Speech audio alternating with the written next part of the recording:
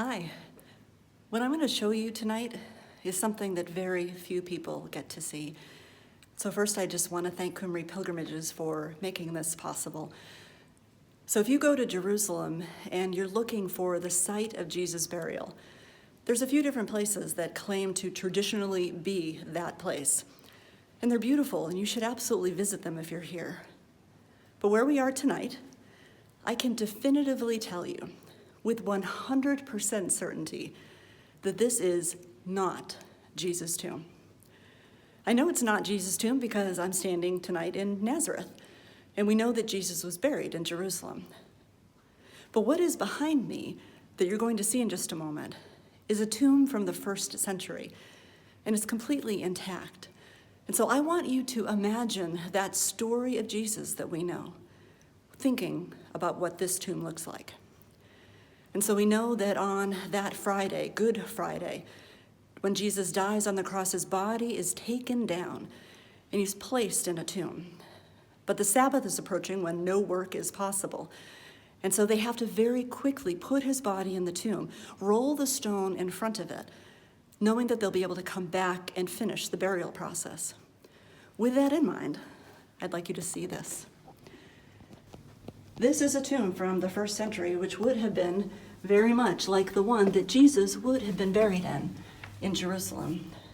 His body would have been taken in and placed in the burial area here. This would have been where his body would have been prepared and anointed. And if they had enough time, then he would have been wrapped and he would have been placed in one of these smaller areas. These are called the tomb.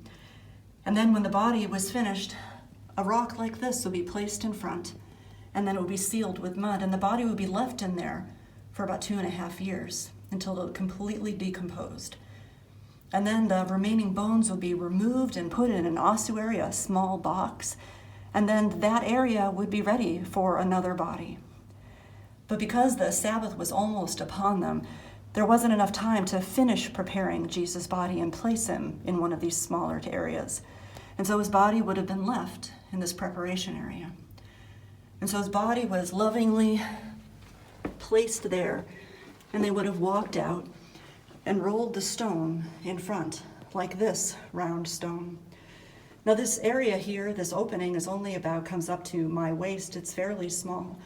They would have rolled the stone in front, which is still very heavy, but they would not have sealed it because his body wasn't completely prepared. Then they would have walked away, grieving. But then we know from Scripture that on Sunday morning, the women came to finish preparing Jesus' body, and they saw that the stone had been rolled away.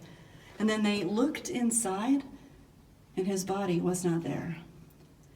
Now we know the rest of the story. We know that this began a movement from grief and pain to joy and hope. And I pray when you hear that story the next time, that you would remember this place, and you would be able to better picture what it would have been like for those women at the tomb on that first Easter morning. May God bless you.